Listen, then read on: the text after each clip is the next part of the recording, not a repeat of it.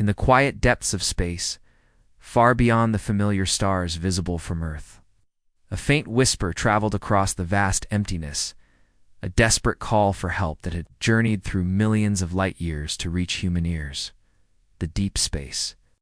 Listening stations scattered across Earth's deserts and oceans picked up this unusual signal. Something unlike the steady pulses of distant quasars or the routine chatter of known satellites. At first, it was just a faint pattern, a strange code that did not match any known language or technology.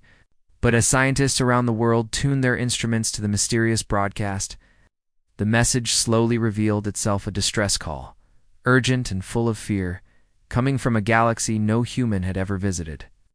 The message spoke of a terrible enemy, one that had swept through countless star systems, leaving planets lifeless and civilizations broken. The name repeated in the code sent chills through those who deciphered it: the Deathworlders. They were described as ruthless conquerors, invaders whose ships darkened skies and whose weapons destroyed everything in their path. This warning was more than just a call for help. It was a grim prophecy of what might come if no one stopped them. The news spread quickly across Earth's media, and soon the world was gripped by a mix of fear, curiosity, and disbelief. Governments held emergency meetings, their leaders debating the best course of action. Many were skeptical, questioning whether humanity was ready to face such a powerful threat, especially when the danger was so far away in a distant galaxy. Some argued it was better to focus on Earth's own problems rather than reach out to unknown enemies. Others believed ignoring the call might lead to disaster if the Deathworlders ever turned their eyes toward Earth. Amid these heated discussions, scientists and engineers worked day and night to understand the full meaning of the message. They developed new technology to trace the signal back to its source, hoping to pinpoint where the SOS had originated and learn more about the mysterious enemy. As the message was studied, it became clear that the distress call was ancient scent, many years ago, but only now reaching Earth, due to the immense distances involved. This added urgency to the situation. The Deathworlders might have already destroyed the planet that sent the SOS, or they could be moving closer to Earth. Meanwhile, ordinary people looked up at the night sky with a new awareness, wondering if humanity was truly alone, or if the dark threat described in the message was real and approaching. Stories of alien worlds and space battles, once confined to fiction, suddenly felt frighteningly possible. In schools and homes, discussions turned to the meaning of courage and survival on a cosmic scale. The tension grew as small signs began to appear: strange readings near the edge of the solar system and unexplained blips on radar systems. Could these be early scouts of the Deathworlders, testing Earth's defenses?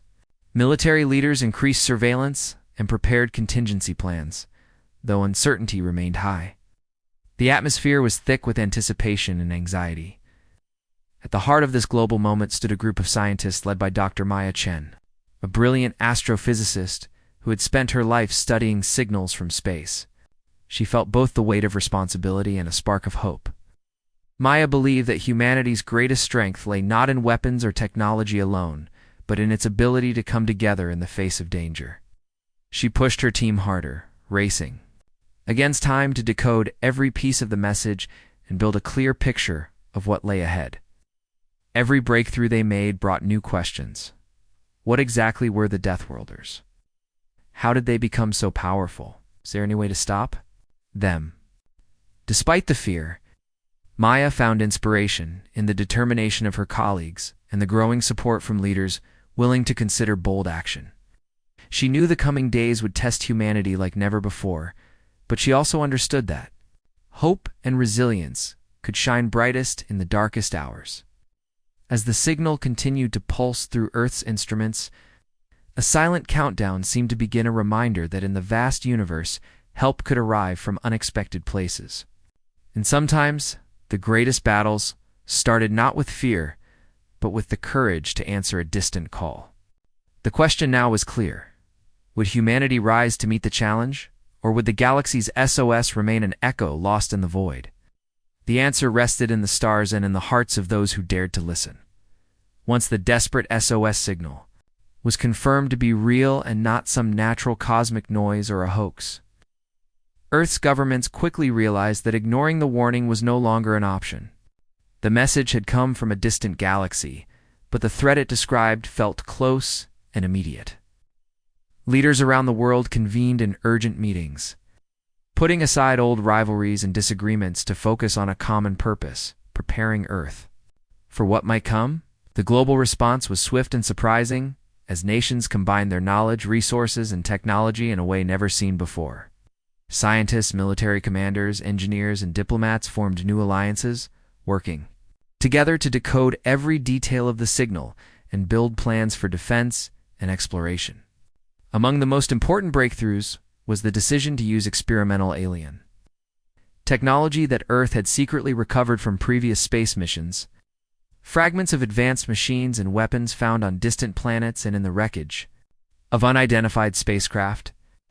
Although much of this technology was poorly understood, military engineers began adapting it to strengthen Earth's defenses, hoping it could give humanity an edge against the unknown enemy called the Deathworlders. In laboratories and shipyards, engineers raced to upgrade fighter ships, develop new shields, and improve communication systems to prepare for possible contact or conflict. At the same time, a special task force of explorers and diplomats was assembled to travel to the troubled galaxy from which the SOS had come. Their mission was clear but dangerous: to learn as much as possible about the Deathworlders, find survivors, and seek allies among other alien races who might oppose the invaders. These explorers trained rigorously, preparing for long journeys through space and for meeting potentially hostile or frightened species. The diplomatic teams studied the history and cultures of neighboring galaxies, hoping to understand who might join the fight against the Deathworlders or help protect the galaxy. However, as Earth's preparations continued, signs appeared that the Deathworlders were already aware of humanity's presence. Strange objects, unlike any known spaceship, were detected moving just outside the solar system's outer boundaries. These scouts moved quickly and silently, sending pulses of energy that disrupted Earth's sensors and communication networks. Military commanders raised the alert level, ordering ships to patrol and guard against possible attacks. The sudden appearance of these hostile scouts increased tension across the planet. People watched the skies with a mixture of fear and determination, understanding that the once distant threat was creeping closer. The scouts tested Earth's defenses, probing for weaknesses and gathering information. In some places, the scouts launched brief attacks on satellites and space stations, causing damage but failing to break through Earth's growing shield. These skirmishes were a harsh lesson that the Deathworlders were not just a myth or legend, but a real and dangerous enemy. Earth's forces responded with caution and careful strategy, learning to use their new technology and teamwork to repel the invaders. Meanwhile, diplomats reached out to other spacefaring civilizations who had long avoided conflict, but might now see the Deathworlders as a shared enemy. Through secret messages and risky negotiations, Earth sought allies to form a united front. The coming days felt like walking a tightrope over a dark abyss. Every decision could change the fate of humanity and the galaxy. Dr. Maya Chen, now part of the command center guiding these efforts, felt the heavy weight of responsibility. She knew that failure was not an option, but uncertainty was still their biggest enemy. The Deathworlders' true power was unknown, their numbers and technology a mystery. Yet, within Earth's growing coalition, hope burned brightly. Ordinary citizens contributed in small but meaningful ways. Scientists volunteered extra hours. Technicians worked through the night, and communities supported the families of those preparing to face the stars. News outlets shared stories of bravery and unity, inspiring confidence despite the looming danger. The tension was palpable, but so was the sense of purpose. The countdown toward an uncertain future continued, with Earth standing on the edge of the unknown. The hostile scouts, once distant shadows, were now clear reminders that the galaxy's darkest threat had found a new target.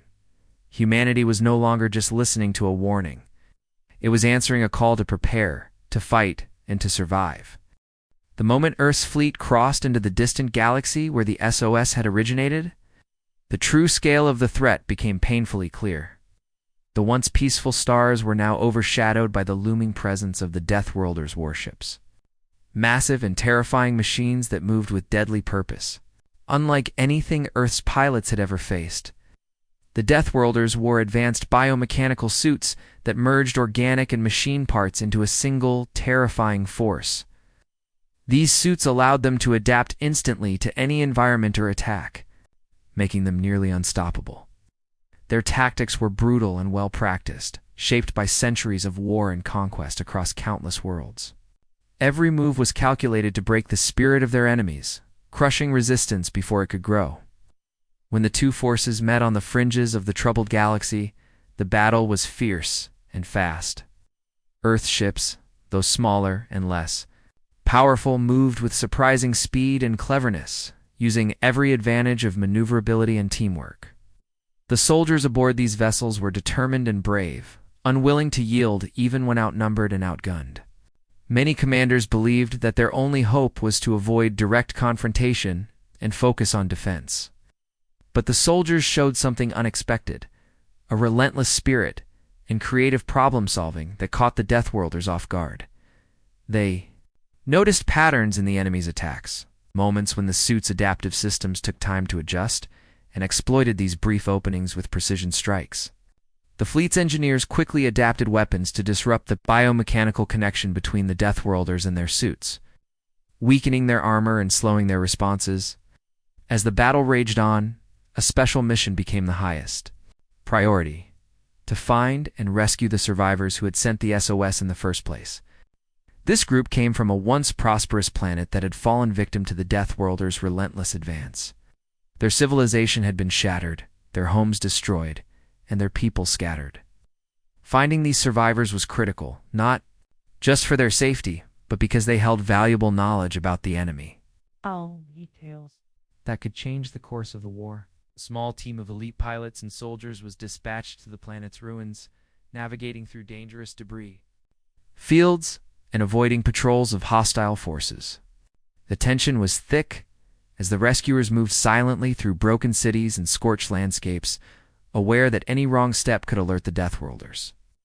When the survivors were finally found, they were weak and weary, but alive.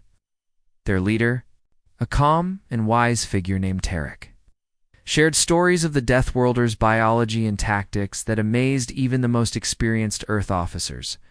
The suits, he explained, were linked to their wearers through neural connections, allowing for incredible speed and strength, but also creating vulnerabilities. Disrupting this connection could slow them down or even cause them to lose control. Tarek described how the Deathworlders had conquered worlds not just through force, but by breaking the spirit of those who resisted. But he also spoke of small rebellions and secret alliances that had managed to survive in hidden places. Armed with this new knowledge, Earth's fleet and their allies began to refine their strategies, mixing careful defense with unexpected bold attacks designed to confuse and weaken the enemy. The Deathworlders, confident in their power, underestimated the determination and unity of the human forces. Each encounter revealed more about their weaknesses, and Earth's soldiers grew bolder, turning what had seemed impossible into a fight they could win. The rescue of the survivors was a turning point, not just strategically, but emotionally.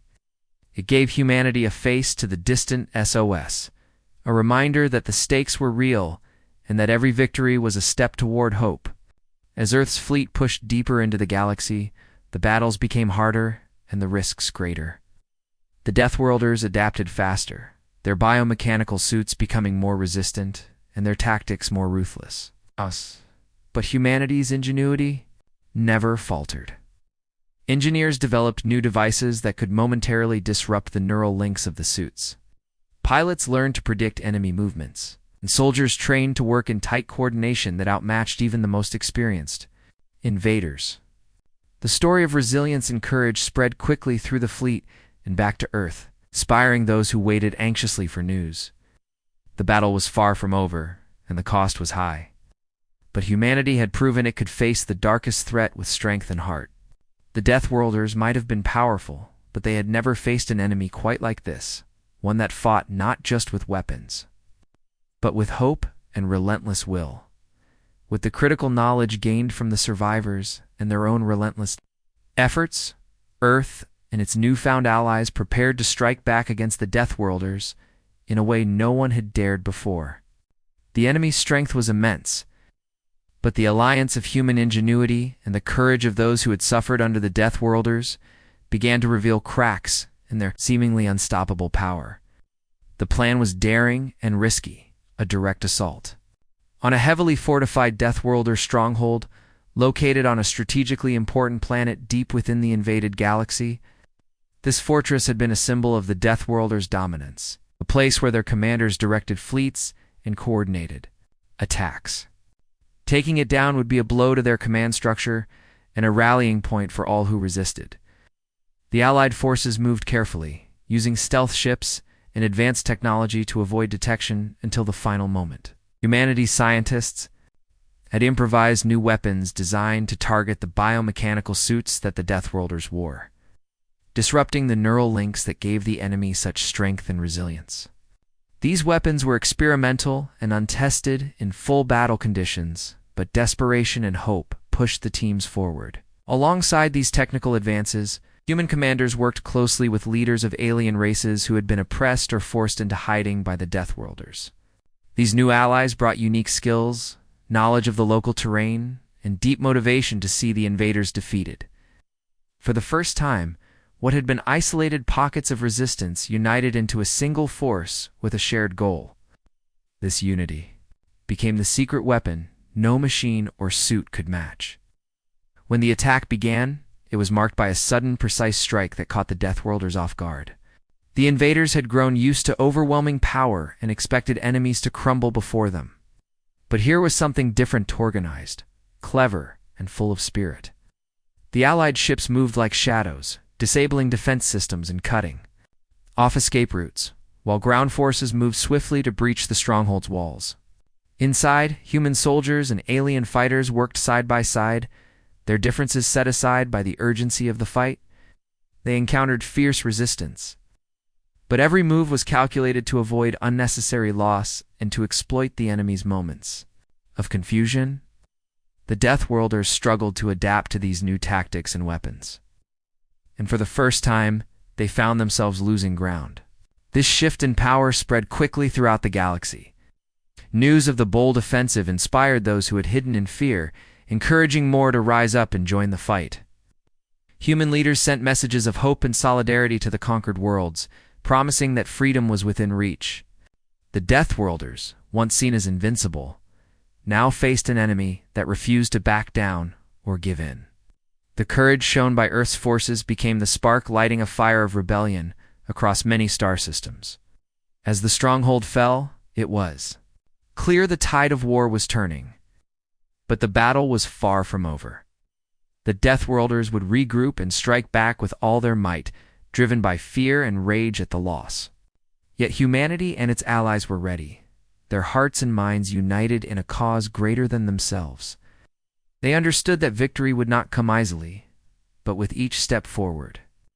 The galaxy moved closer to a future where light overcame darkness. The story of this daring offensive spread like wildfire, carried by the voices of those who believed in hope and the power of unity. Even in the cold silence of space, the courage of these fighters echoed as a promise. No matter how strong the enemy, the spirit of life and freedom would always find a way to endure. The final battle was unlike any the galaxy had ever seen, a clash of will, technology, and spirit that would decide the fate of countless worlds. Human commanders, now seasoned by countless skirmishes and lessons learned, stood at the forefront of this crucial fight. Their leadership was not just based on advanced weapons or superior tactics, but on a deep understanding of their allies and enemies alike.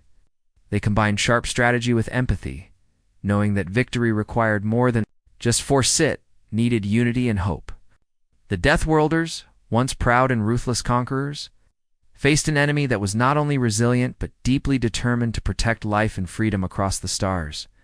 The battle unfolded across vast space and scarred planets, with fleets maneuvering through asteroid fields and warships, exchanging fire against blazing star backdrops. On the ground, soldiers from many species fought side by side, united by the dream of peace. The human forces, armed with technology adapted from alien sources and powered by creativity, exploited the weaknesses of the Deathworlders' biomechanical suits, breaking their neural connections and stripping away their advantages. Yet, it was the courage and compassion of those fighting that turned the tide. Whenever a world was freed, its people greeted the liberators not with fear, but with hope. Sharing their strength and knowledge, slowly but surely, the Deathworlders' empire began to crumble. Their ships were destroyed or captured, their leaders fell or fled, and their morale broke under the weight of persistent resistance. No longer could they rely on fear and brutal power alone. The universe itself seemed to shift as the oppressors were pushed back into the dark edges of space.